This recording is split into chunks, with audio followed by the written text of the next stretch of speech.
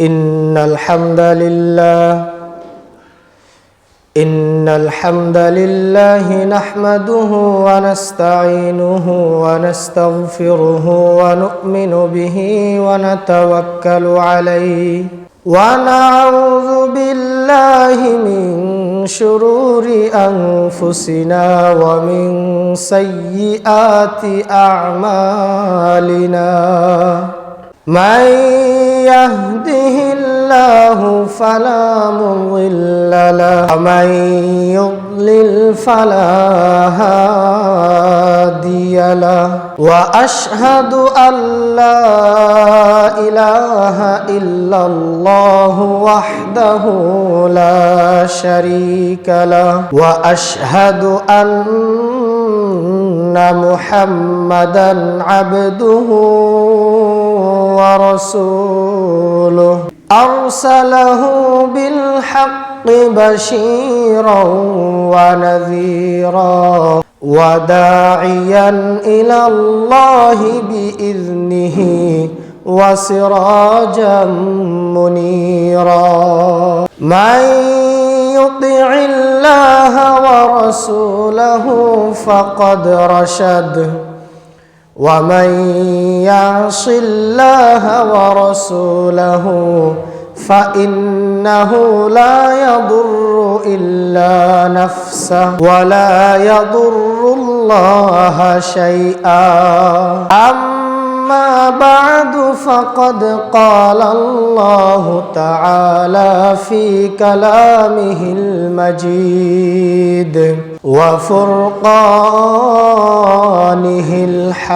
الحميد أعوذ بالله من الشيطان الرجيم بسم الله الرحمن الرحيم ولقد كتبنا في الزبور من بعد الذكر أن الأرض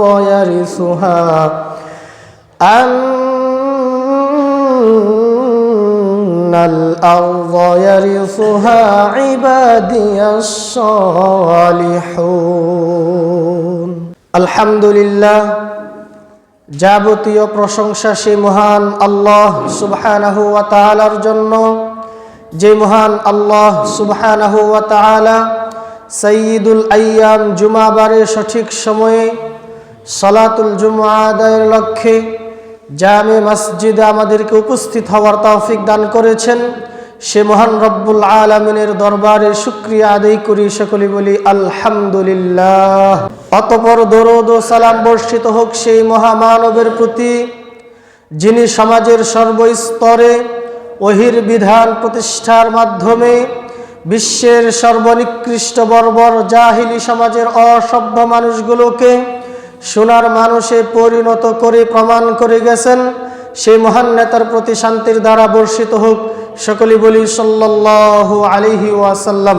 সম্মানিত উপস্থিতি, আজকে আমি আপনাদের সামনে পবিত্র খুতবায় যে বিষয় সম্বন্ধে আলোকপাত করার ইচ্ছা পোষণ করি তা হচ্ছে উলামা ও ব্যবসা বা ইসলামে ব্যবসার গুরুত্ব সম্পর্কে।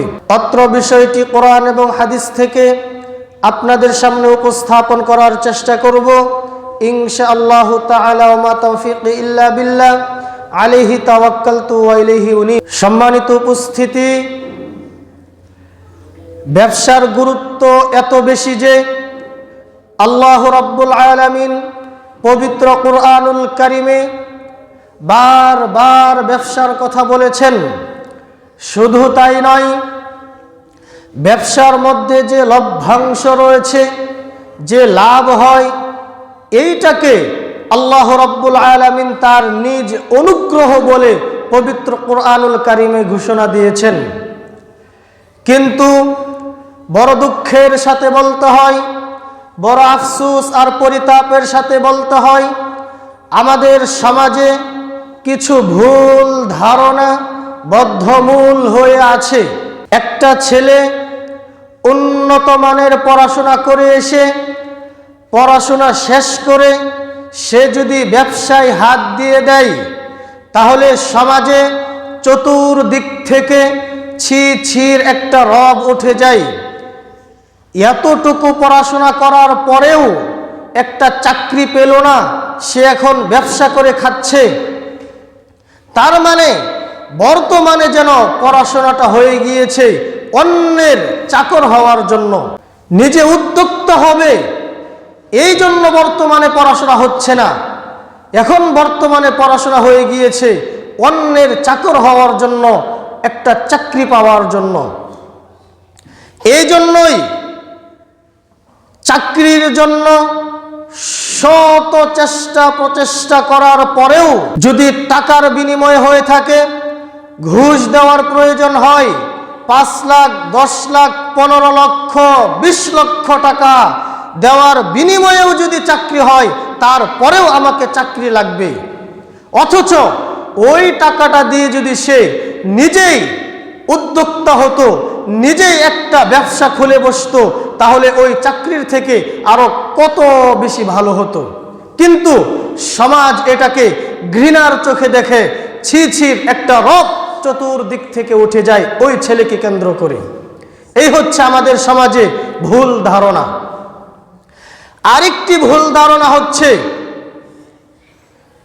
মসজিদের ইমাম, খতিব, আলেম, উলামা, মাদ্রাসার শিক্ষক তারা কেন বাজারে যাবে, তারা কেন কেনা বেচা করবে, তারা কেন ক্রয় বিক্রয় করবে, তারা কেন ব্যবসার সাথে জড়িত হবে? ছি ছি ছি, এটা কেমন কথা, কেমন দেখায়। এই যে একটা ভুল ধারণা আমাদের সমাজে বদ্ধমূল হয়ে আছে। অথচ আল্লাহ রাব্বুল আলামিন পবিত্র কুরআনুল কারীমে বারবার ব্যবসার কথা বলেছেন। নবী রাসূলরা তারা ব্যবসা করেছেন, সাহাবাই কারাম তারা ব্যবসা করেছেন, তাবিঈ তারা ব্যবসা করেছেন। আলেম উলামারা ব্যবসা করলে সমস্যা কোথায়? মসজিদ মাদ্রাসার শিক্ষকরা, ইমামরা, খতিব সাহেবরা তারা ব্যবসা করলে সমস্যা কোথায়?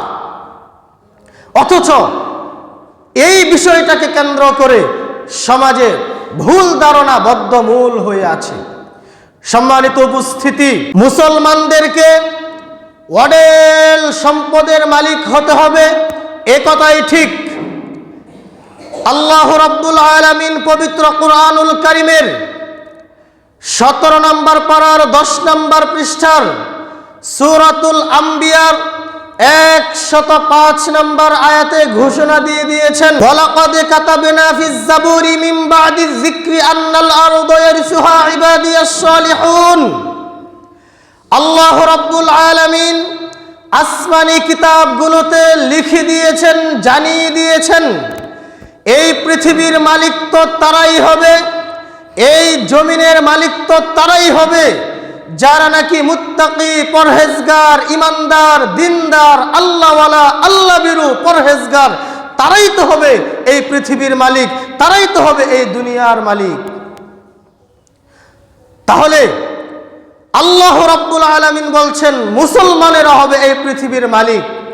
তবে শর্ত হচ্ছে মুসলমানদেরকে কাজ করতে হবে, ব্যবসা বাণিজ্য করতে হবে, অলস হওয়া যাবে না। তাহলে মুসলমানরা পৃথিবীর মালিক হবে এই ঘোষণা কার? আল্লাহ রাব্বুল আলামিনের। কিন্তু আমরা এখন দেখতে পাচ্ছি এই পৃথিবীর মালিক কারা? অমুসলিমরা। অথচ এই পৃথিবীর মালিক তো হওয়ার প্রয়োজন ছিল, দরকার ছিল মুসলমানরা। মুসলমানদের হাতে সবচাইতে বেশি টাকা পয়সা থাকবে, কিন্তু তা না হয়ে এখন সবচাইতে বেশি টাকা পয়সা হচ্ছে অমুসলিমদের হাতে, ইহুদিদের হাতে। এটা কেন? এটা এই কারণেই যে মুসলমানরা তারা এখন বৈরাগী জীবন শুরু করে দিয়েছে, ব্যবসা বাণিজ্য কাজকর্ম ছেড়ে দিয়ে মুসলমান জাতি এখন অলস হয়ে গিয়েছে। এই কারণেই মুসলমানদের হাত থেকে অর্থ সম্পদ চলে গিয়েছে। মুসলমানরা পৃথিবীর মালিক হওয়ার কথা ছিল, এখন তারা মালিক না হয়ে অমুসলিমরা পৃথিবীর মালিক হয়ে গিয়েছে। সম্মানিত উপস্থিতি, এখন যদি আপনি লক্ষ্য করে দেখেন পৃথিবীতে বড় বড় ব্র্যান্ডের মালিক কারা? অমুসলিমরা। বড় বড় ইন্ডাস্ট্রির মালিক কারা? অমুসলিমরা, ইহুদিরা। কেন? অথচ আজকে যদি আপনি ইতিহাস খুলে দেখেন, দেখতে পাবেন রাসূলুল্লাহ সাল্লাল্লাহু আলাইহি ওয়াসাল্লামের আগমনের পর থেকে প্রায় 1200 বছর জুড়ে গোটা পৃথিবীর সমস্ত বড় বড় ইন্ডাস্ট্রির মালিক ছিল মুসলমানেরা। গোটা পৃথিবীর বড় বড় ব্র্যান্ডের মালিক ছিল মুসলমানেরা। কেন আজকে মুসলমানদের হাত থেকে ব্র্যান্ডের মালিক ছুটে গেল? কেন মুসলমানদের হাত থেকে ইন্ডাস্ট্রিগুলো চলে গেল? এর মূল কারণ হচ্ছে মুসলমানরা তারা ব্যবসা বাণিজ্য ছেড়ে দিয়েছে, তারা অলস হয়ে গিয়েছে, তারা কাজ কর্ম করতে চায় না, বৈরাগী জীবন শুরু করে দিয়েছে। আরে আমি মাস্টার্স পাস একটা ছেলে, আমি কেন বাজারে যাব? কেন ক্রয় বিক্রয় করব? কেন ব্যবসা করব? আমি মসজিদের ইমাম খতিব, আমি কেন ব্যবসায় জড়িত হব?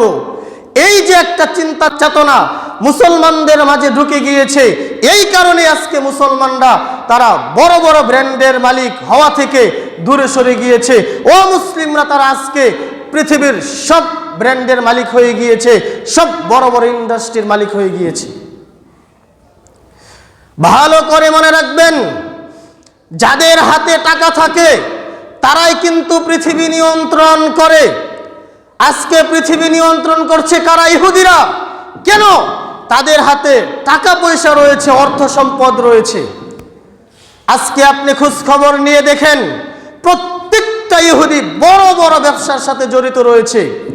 কিন্তু মুসলমানের বাচ্চারা, মুসলমানেরা তারা অলস জাতিতে রূপান্তরিত হয়েছে, অলস হয়ে বৈরাগী জীবনযাপন শুরু করে দিয়েছে। আমি কেন ব্যবসা করব?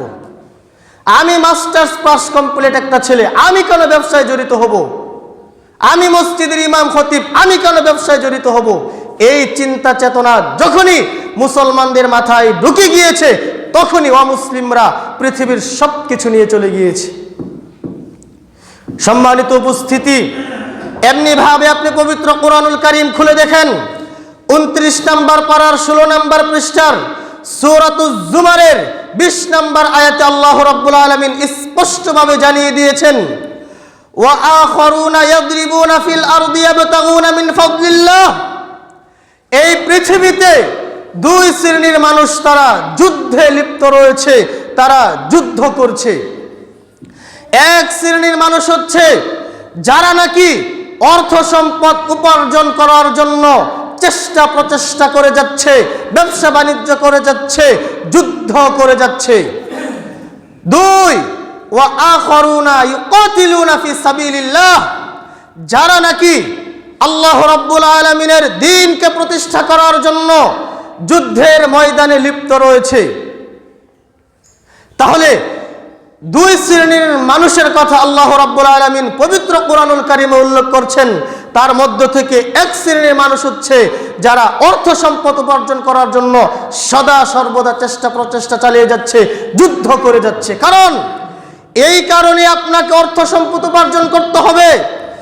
আপনার কাছে যদি অর্থ সম্পদ না থাকে, আপনি নিজের যেমন কোনো উপকার করতে পারবেন না, পরিবারের জন্য যেমন কোনো উপকার করতে পারবেন না, সমাজের জন্য যেমন কোনো উপকার করতে পারবেন না, তেমনি ভাবে দেশ ও জাতির কোনো উপকার করতে পারবেন না।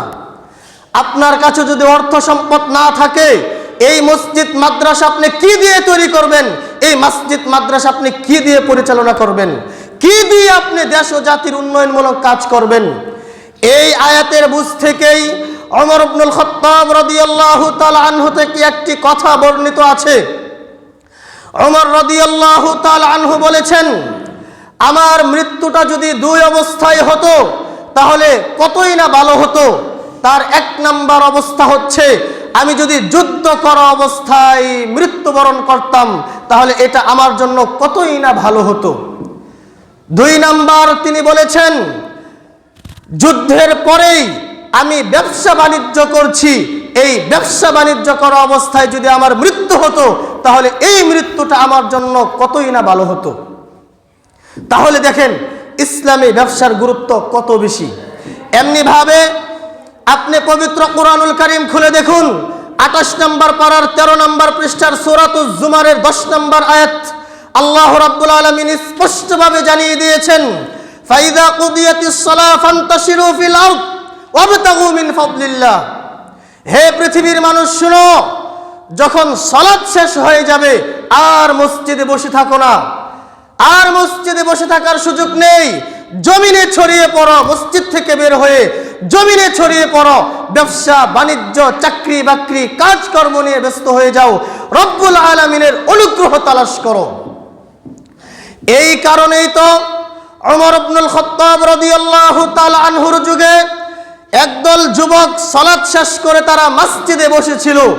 ওমর ইবনুল খাত্তাব রাদিয়াল্লাহু তাআলা আনহু লাঠি দিয়ে পিটিয়ে তাদের মসজিদ থেকে বের করে দিয়েছে। যাও, কেন সালাত শেষ এখনো মসজিদে বসে আছো? তোমাদেরকে কাজকর্ম করা লাগবে না, ব্যবসা বাণিজ্য করা লাগবে না? যাও, তোমরা মসজিদ থেকে বের হয়ে যাও, কেন বসে আছো এখনো মসজিদে? ব্যবসা বাণিজ্য করো, চাকরি বাকরি করো, কাজকর্ম করো। সম্মানিত উপস্থিতি, ব্যবসার গুরুত্ব কত বেশি যে হজ্জের মৌসুমে ইহরামরত অবস্থায় ব্যবসা করা যাবে কি যাবে না, এই ব্যাপারটা নিয়ে সাহাবায়ে কেরামের মাঝে ইতস্তবোধ হচ্ছিল। তখনই আল্লাহ রাব্বুল আলামিন পবিত্র কোরআনুল কারীমের 2 নম্বর পারার 10 নম্বর পৃষ্ঠার সূরাতুল বাকারার 198 নম্বর আয়াত অবতীর্ণ করে দিলেন। লাইসা আলাইকুম জুনাহুন আন তাবতাগু ফাদলাম মির রাব্বিকুম। হে আমার সাহাবারা, এটাতে তো তোমাদের কোনো সমস্যা নেই, তোমাদের কোনো গুনাহ নেই। আন তাবতাগু ফাদলাম মির রাব্বিকুম, তোমরা তোমাদের রবের অনুগ্রহ তালাশ করছো। সুবহানাল্লাহ। দেখেন, ইবাদত করার জন্য হজ করতে গিয়েছে, হজ্জের মৌসুমে ইহরামরত অবস্থায় ব্যবসা করতে আল্লাহ রাব্বুল আলামিন অনুমতি দিয়ে দিচ্ছেন। কত বড় কথা! ব্যবসার গুরুত্ব ইসলামে কত বেশি। কিন্তু এক শ্রেণীর মানুষ তারা এখন বলে, ছেলেটা পড়াশোনা শেষ করার পরে চাকরি পেল না, ব্যবসা করে খাচ্ছে। চতুর্দিক থেকে সমাজের একটা ছিছির রব উঠে যায়। বড় দুঃখের বিষয়, আফসোস আর পরিতাপের বিষয়। সম্মানিত উপস্থিতি, এমনি ভাবে আমরা যদি হাদিসের দিকে তাকাই দেখতে পাবো, নবী মুহাম্মদুর রাসূলুল্লাহ সাল্লাল্লাহু আলাইহি ওয়াসাল্লাম বলেছেন, মা আকালা আহাদুন তাআমান কত্তু খায়রাম মিন আইয়াকুলা মিন আমালি ইয়াদাইহি। নিজ হাতে উপার্জন করে খাওয়া, এই রিজিকটা পৃথিবীতে সবচেয়ে উত্তম রিজিক। এই উত্তম রিজিকের থেকে এত ভালো খাবার পৃথিবীতে কোনো মানুষ খেতে পারে না। নিজ হাতে উপার্জন করে খাওয়া, এটা হচ্ছে সবচেয়ে উত্তম রিজিক, ভালো রিজিক, ভালো খাবার। এরপরে আল্লাহ নবী বলছেন, ওয়া ইন্না নাবিয়াল্লাহি দাউদ আলাইহিস সালাতু ওয়াস সালাম কানা ইয়াকুলু মিন আমালি ইয়াদাইহি। এক নবী রাসূল তো আছেই, তার মধ্য থেকে বিশেষ করে আল্লাহর নবী দাউদ আলাইহিস সালাতু ওয়াস সালামের কথা উল্লেখ করলেন। দাউদ আলাইহিস সালাতু ওয়াস সালাম তিনি তো প্রেসিডেন্ট ছিলেন, তারপরেও তিনি নিজ হাতে উপার্জন করে তারপরে তিনি খেতেন। তিনি কি কাজ করতেন? তিনি কামার ছিলেন, কামারের কাজ করতেন। একজন রাষ্ট্রপতি, প্রেসিডেন্ট, তিনি কামারের কাজ করছেন। কামারের কাজ করে নিজ হাতে তিনি অস্ত্র বানিয়ে সে অস্ত্র বিক্রি করে তারপরে তিনি খেতেন। তার মানে এই হাদিস থেকে বোঝা যাচ্ছে দাউদ আলাইহিস সালাতু ওয়াস সালাম তিনি নিজেও ব্যবসা করেছেন। এমনি ভাবে নবী মুহাম্মদুর রাসূলুল্লাহ সাল্লাল্লাহু আলাইহি ওয়াসাল্লাম তিনি নবুয়তের আগেও ব্যবসা করেছেন, পরেও তিনি ব্যবসা করেছেন। আল্লাহ নবী বলেছেন, মা বাআসাল্লাহু নাবিয়্যান ইল্লা রাআল গনাম। পৃথিবীতে এমন কোন নবী আসেনি যে ছাগলের রাখালগিরি করেনি। যখনই সাহাবায়ে কেরামের সামনে আল্লাহর নবী এই হাদিসটা বললেন, তখনই সাহাবায়ে কেরাম আশ্চর্য হয়ে আল্লাহর নবীকে প্রশ্ন করলেন, আল্লাহর নবী আনতা ইয়া রাসূলুল্লাহ, আপনিও কি ছাগলের রাখালগিরি করেছেন?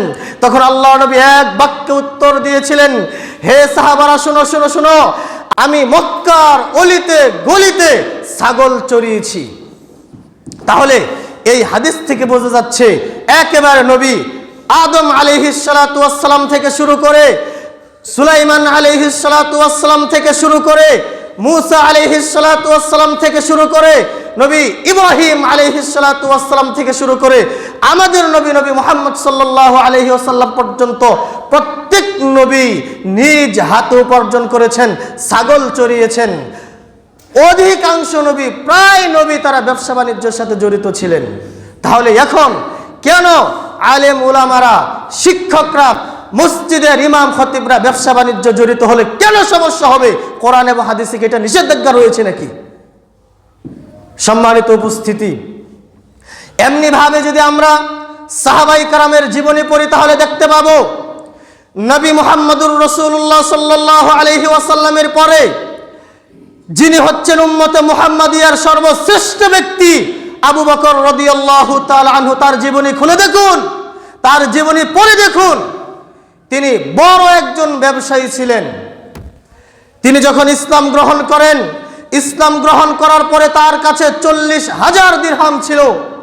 তিনি তার সমস্ত সম্পদকে নির্যাতিত, নিপীড়িত দাসকে মুক্ত করার জন্য তার সম্পদকে তিনি ব্যয় করেছেন। তিনি যখন মক্কা থেকে হিজরত করে মদিনায় যায়, তার কাছে মাত্র 15,000 টাকা ছিল। সেই টাকাগুলো তিনি দিনের পথে খরচ করেছেন। আজকে যদি সাহাবাই কেরাম ব্যবসা না করতেন, চাকরি বাকরি করে এত দিনের বড় কাজ করা যেত না। চাকরির টাকা দিয়ে তো সংসারই চলে না, কি দিনের কাজ করবে, কি ইসলামের খেদমত করবে? সম্মানিত উপস্থিতি, এই উম্মতের শ্রেষ্ঠ ব্যক্তি তিনি কাপড়ের ব্যবসা করতেন। আমাদের সমাজে তো এখন বর্তমানে কত উন্নত কাপড়ের দোকান, ডেকোরেশন করা। আবু বকর রাদিয়াল্লাহু তাআলা আনহুর কি এমন কাপড়ের দোকান ছিল? জি না।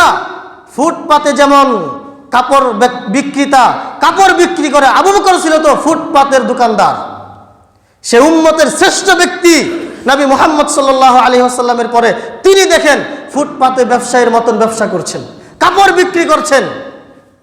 সম্মানিত উপস্থিতি, এমনি ভাবে ইসলামের দ্বিতীয় খলিফা ওমর রাদিয়াল্লাহু তাআলা আনহু তিনি নিজেও ব্যবসা করেছেন।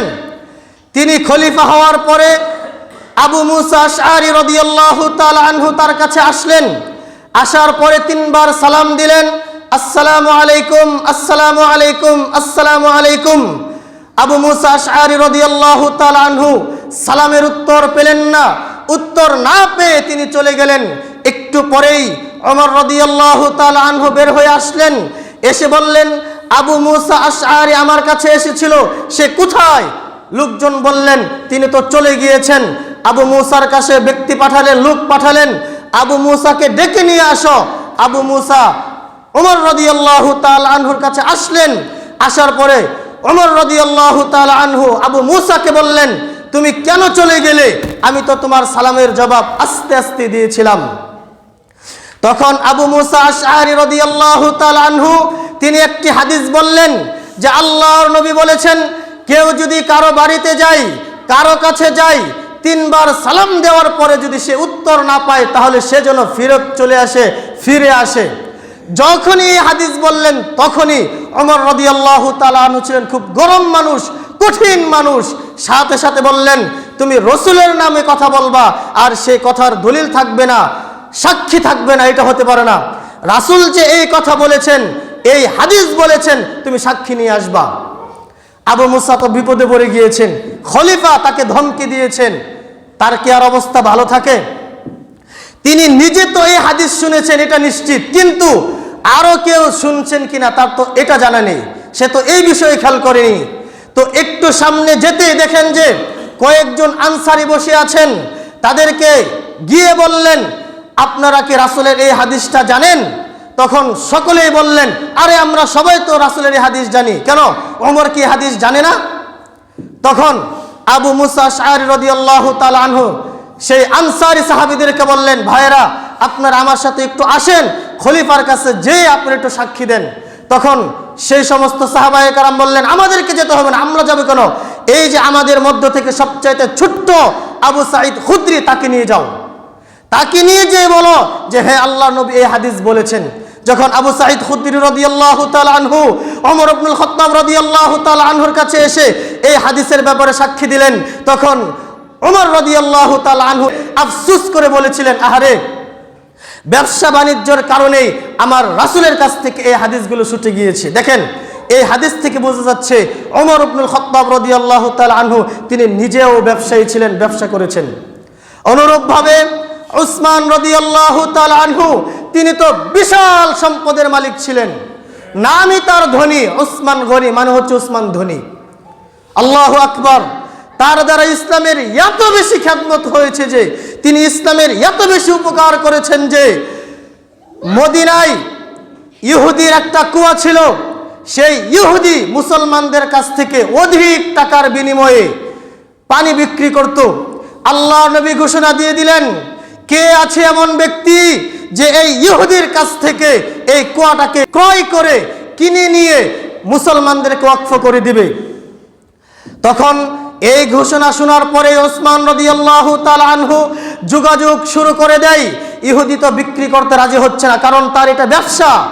অধিক টাকার বিনিময়ে যেই পরিমাণ দাম, তার থেকে আরো অনেক অনেক অনেক বেশি টাকার বিনিময়ে অর্ধেক কূপ তিনি ক্রয় করে নিলেন। ক্রয় করে নিয়ে সিদ্ধান্ত করলেন, ইহুদিকে বললেন, তোমরা যেই দিন পানি নিবা আমরা সেই দিন নিব না, আমরা যেই দিন নিব তোমরা সেই দিন কূপে আসবে না। তো একদিন মুসলমানরা নেয়, আরেক দিন ইহুদি আসে। তো যেই দিন মুসলমানদের পালা, উসমান রাদিয়াল্লাহু তাআলা আনহুর পালা, সেই দিন মুসলমানরা 2 দিনের পানি একসাথে কলস ভর্তি করে নিয়ে যায়। পরের দিন ইহুদি আসে, আর তো মুসলমানরা পানি ক্রয় করতে আসে না, তার মানে তার ব্যবসা লস হয়ে গিয়েছে। শেষ পর্যন্ত ইহুদি দেখলো আমার পানির আর তো গ্রাহক নেই, গ্রাহক তো শেষ হয়ে গিয়েছে।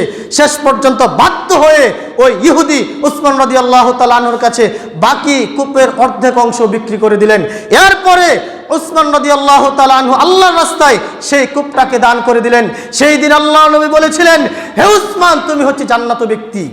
এমনি ভাবে তাবুক যুদ্ধের দিকে আপনি তাকিয়ে দেখুন, ঘোষণা এসে গেল কে কি দান করতে পারে। উসমান রাদিয়াল্লাহু তাআলা আনহু একাই 1000 স্বর্ণ মুদ্রা আল্লাহ নবীর হাতে যখন রাখলেন, তখন আল্লাহ নবী সেদিন উসমান রাদিয়াল্লাহু তাআলা আনহুর জন্য দোয়া করেছিলেন, হে উসমান, তোমার আজকের পর থেকে তুমি যদি মা আমিলা বাদা হাযাল ইয়াউম, হে উসমান, আজকের পর থেকে তুমি যদি একটা আমল না করো, তোমার আর কোনো ক্ষতি হবে না। সুবহানাল্লাহ। শুধু তাই নয়, 1000 উট দেওয়ার কথা, তার মধ্যে থেকে 950টি উট তিনি দিয়েছিলেন, আর পাচ্ছিলেন না। এক একটা উটের দাম যদি 6 লক্ষ 5 লক্ষ করে টাকা হয়, কি পরিমাণ হতে পারে। 950টি উট দিয়েছিলেন, 50টি ঘোড়া দিয়েছিলেন। শুধু তাই নয়, 1000 সৈন্যবাহিনীর অস্ত্র, আসা যাওয়া এবং যাবতীয় যত খরচ তিনি একাই বহন করেছিলেন। এই যে ইসলামের কাজ করেছেন, এই কাজ কি কোনো ব্যবসায়ী ছাড়া, যারা চাকরি করেন তাদের পক্ষে কি সম্ভব? কোনোদিনই নয়। কারণ ব্যবসার মধ্যে বরকত রয়েছে, এমন অঢেল সম্পদ চলে আসবে আপনি ভাবতেও পারেন না। আর চাকরি যারা করে তাদের মাস শেষে নির্ধারিত একটা স্যালারির উপর নির্ভরশীল হতে হয়। এই হচ্ছে ব্যবসা এবং চাকরির মধ্যে পার্থক্য। সর্বশেষ যার কথা না বললেই নয়, আব্দুর রহমান বিন আউফ রাদিয়াল্লাহু তাআলা আনহু, যাদের কথা বলছি সবাই দুনিয়াতে জান্নাতের সার্টিফিকেট পাওয়া ব্যক্তি। মক্কা থেকে চলে গেলেন, ঘর বাড়ি টাকা পয়সা সবকিছু দিলেন, কিছুই নিতে দেয়নি, খালি হাতে মদিনায় চলে গেলেন। মদিনায় যাওয়ার পর আব্দুর রহমান বিন আউফ রাদিয়াল্লাহু তাআলা আনহুকে যেই আনসারী সাহাবীর সাথে পরিচয় করিয়ে দিয়েছিলেন, সেই আনসারী সাহাবী বললেন, হে আব্দুর রহমান ইবনে আউফ রাদিয়াল্লাহু তাআলা আনহু, আল্লাহ রাব্বুল আলামিন তো আমাকে সম্পদ দিয়েছেন, এই সম্পদের অর্ধেক আমি আপনাকে দিয়ে দিতে চাই। আপনি যদি রাজি থাকেন, আমার 2টা স্ত্রী রয়েছে, আপনি যাকে পছন্দ করেন তাকেই আমি তালাক দিয়ে দিব, আপনি তাকে বিয়ে করে নিন। তখনও পর্দার বিধান নাজিল হয়নি। তো যখন আনসারী সাহাবী আব্দুর রহমান বিন আউফ রাদিয়াল্লাহু তাআলা আনহুকে অফার করলেন, আব্দুর রহমান বিন আউফ রাদিয়াল্লাহু তাআলা আনহু এত বড় অফার পাওয়ার পরেও তিনি বললেন, ওই ব্যক্তির জন্য দোয়া করলেন, বারাকাল্লাহু ফি আহলিকা ওয়া মালিকা, আল্লাহ তোমার অর্থ সম্পদে বরকত দান করুক। আমি তোমার অর্থ সম্পদ চাচ্ছি না, তোমার স্ত্রীও আমি তোমার কাছ থেকে চাচ্ছি না। দুল্লুনি আলা সুক, তুমি আমাকে বাজার দেখিয়ে দাও। ব্যবসা বাণিজ্য করতে করতে একটা মুহূর্তে সেই আব্দুর রহমান বিন আউফ মদিনার শ্রেষ্ঠ ধনীতে রূপান্তরিত হলেন, শ্রেষ্ঠ ধনীতে পরিণত হলেন। সুবহানাল্লাহ। এমনি ভাবে তাবিঈরাও ব্যবসা করেছেন। আব্দুল্লাহ ইবনে মুবারক রাহমাতুল্লাহি আলাইহি, ইমামে আজম আবু হানিফা রাহমাতুল্লাহি আলাইহি, তিনি নিজেও একজন বড় ব্যবসায়ী ছিলেন। তার ব্যবসার মধ্যে আল্লাহ রাব্বুল আলামিন প্রচুর বরকত দিয়েছিলেন, তিনি অনেক লাভবান হয়েছিলেন। তো সম্মানিত উপস্থিতি, আজকের এই সংক্ষিপ্ত আলোচনা থেকে আমাদের সমাজে যে ভুল ধারণা বদ্ধমূল হয়ে আছে। সেটা হচ্ছে যে কেন একজন ছেলে উন্নত মানের পড়াশোনা করার পরেও কেন সে ব্যবসা করবে, কেন সে নিজে উদ্যোক্তা হবে, কেন সে চাকরি করবে না। এই যে ব্যবসায় হাত দেওয়ার পরেই সমাজের চতুর্দিক থেকে ওই ছেলেকে কেন্দ্র করে, ওই ব্যক্তিকে কেন্দ্র করে ছি ছি একটা রব উঠে যায়। এটা হচ্ছে নিশ্চিত আমাদের সমাজে একটি ভুল ধারণা। এই ভুল ধারণা থেকে আমাদেরকে বেরিয়ে আসতে হবে। ঠিক অনুরূপভাবে মসজিদ মাদ্রাসার খতিবরা, ইমাম সাহেবরা, মাদ্রাসার শিক্ষকরা, আলেম উলামারা কেন তারা ব্যবসার সাথে জড়িত হবে? ছি ছি ছি, এটা কেমন কথা? এটা একটা ভুল ধারণা। এই ভুল ধারণা থেকে আমাদেরকে বেরিয়ে আসতে হবে। পরিশেষে যে কথাটি বলতে চাচ্ছি সেটি হচ্ছে, হে আমার যুবক ভাইরা, হে আমার তরুণ ভাইরা, আপনাদেরকে লক্ষ্য করে বলছি, সমাজ আপনাকে কি বলবে সেদিকে আপনি কোনো সময় লক্ষ্য করবেন না। ভালো করে মনে রাখবেন, আপনি যদি বেকার হয়ে থাকেন, আপনার যদি কোনো কর্ম না থাকে, আপনাকে নিয়ে কিন্তু সমাজ ঠাট্টা করবে, মস্করা করবে, তিরস্কার করবে।